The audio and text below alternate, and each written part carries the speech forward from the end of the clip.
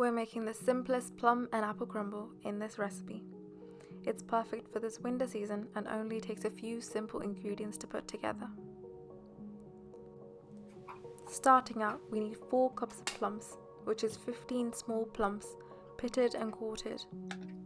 We also need 3 cups of apples, which is 4 medium-sized apples, cored and sliced into cubes.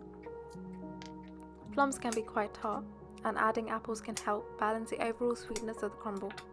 The natural sweetness of the apples complement the tartness of the plums, creating a well-rounded and heartwarming flavour.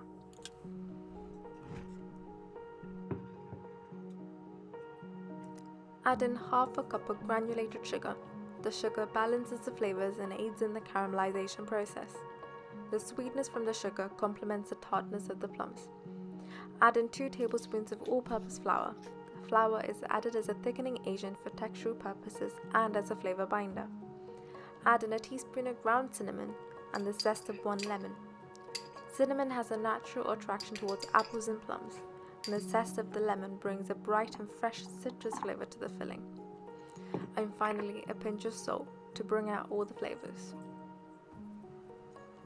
Place the pot over a medium heat. Here I am using a cast iron dish, so I can use the same dish to bake the crumble in later. Any oven-proof dish would work. Give all the ingredients a really good mix and let it cook for 5 to 10 minutes to slightly soften the fruits and caramelize the sugar. The plums and the apples will absorb the spices, creating a more cohesive and flavorful filling. Cooking the filling before baking helps soften the fruits, especially if the plums are not fully ripe like mine. The cooking process allows the flavors to develop and intensify, resulting in a richer taste. Turn off the flame and let the fruits cool down. In the meantime, we can start making the crumble topping. Into a bowl, add 1 cup of oats and half a cup of all-purpose flour. If you prefer less oats in your crumble, add 1 cup of all-purpose flour and half a cup of oats. Next, add in 1/3 of a cup of brown sugar and half a cup of unsalted butter, cold and cubed. Add a generous pinch of salt. Did you know crumbles became popular in Britain during World War II, when the topping was an economical alternative to pies due to shortage of pastry ingredients as a result of rationing? Using your hands, run it through with your fingertips until it resembles breadcrumbs.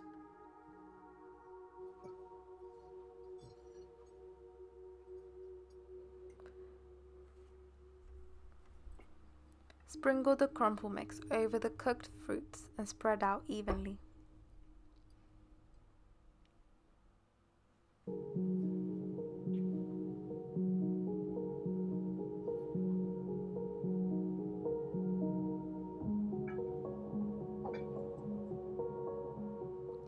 Place this into a preheated oven at 190 degrees Celsius or 375 degrees Fahrenheit.